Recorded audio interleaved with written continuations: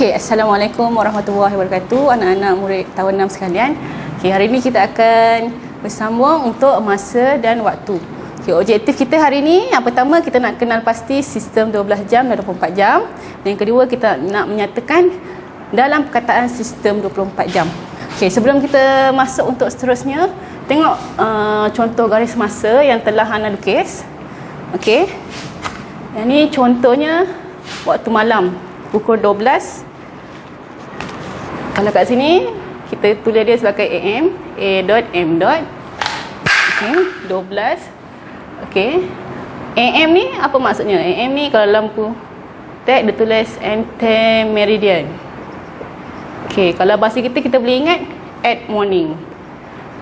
Jadi maksudnya bila waktu pagi semua kita boleh nyatakan A.M. iaitu at morning.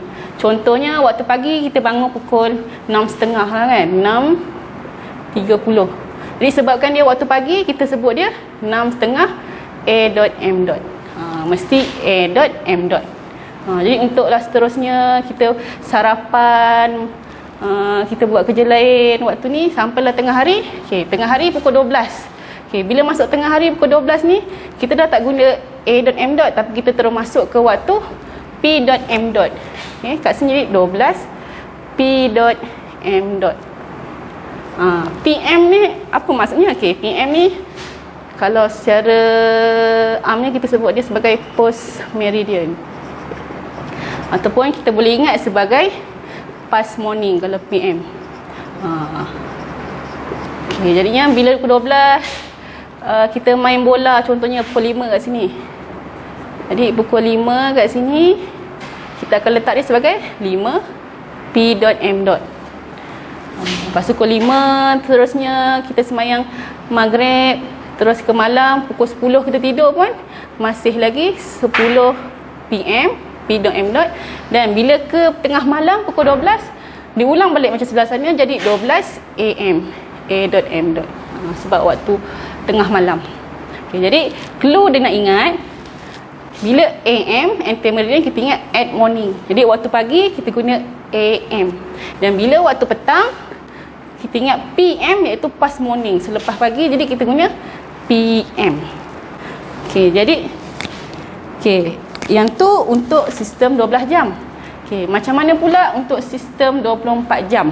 Apa beza dia? Okay, jadi Ana tulis kat sini. Sini sistem 12 jam. Beza dia, sini sistem 24 jam. Okey, perbezaan dia yang kita boleh ingat. Okey, sistem 12 jam dia dipisahkan oleh dua titik bertindih.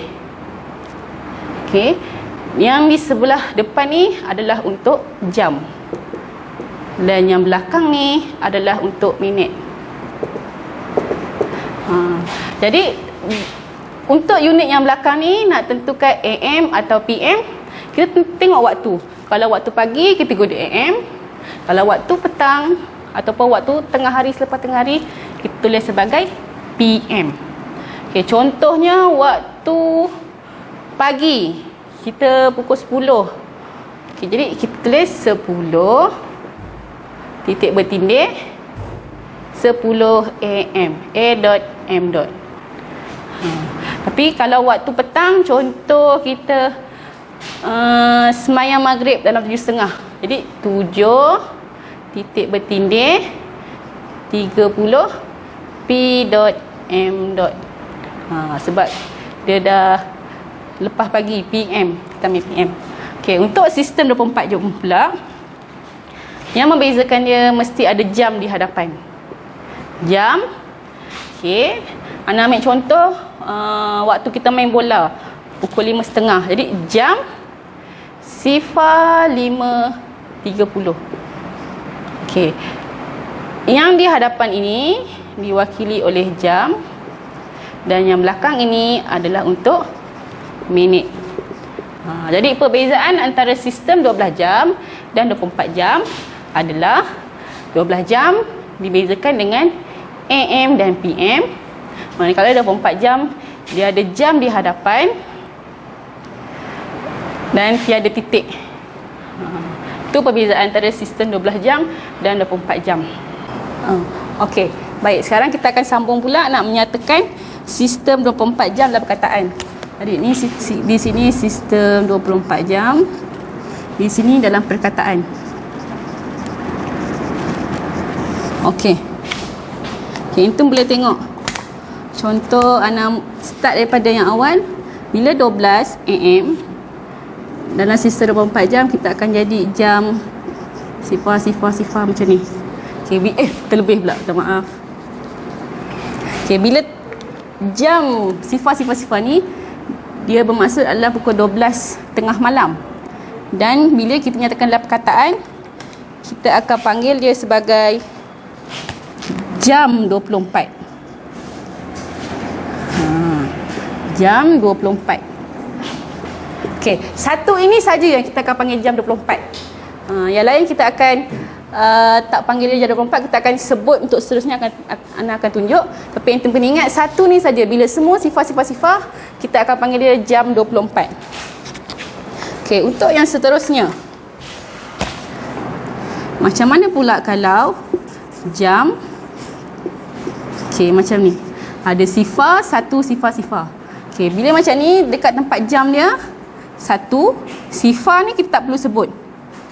Dan nombor yang belakang pun tak payah sebut, kita sebut je dalam perkataan jam 1. Yang ni untuk jam 1. Okey, macam mana pula untuk seterusnya? Ada nombor pula di tempat minit. Okey, kalau macam ni kita panggil dia sebagai jam 1 untuk jam, di minit dia sifar 7. Jadi kita sebut jam 1 sifar 7 untuk minit. Dia beza macam ni, tak ada nombor belakang dia.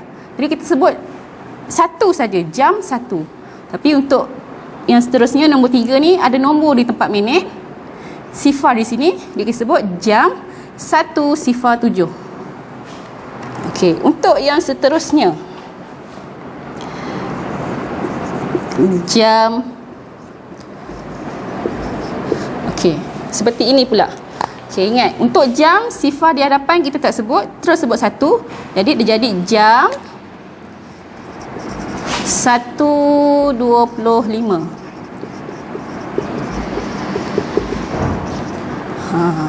Beza dengan yang atas ni, ada sifar, kita perlu sebut sifar 7. Tapi yang bawah ni jam 1.25 untuk minit dia. Kita tambah minit. Okey, seterusnya macam mana pula kalau di tempat jam? Okey, seperti ini. Semua sifar dekat tempat jam sifar, dekat minit ada 7. Okay, jadi kalau macam ni, kita perlu sebut satu-satu. Jam sifar 7. Jadi dia akan jadi jam sifar 7.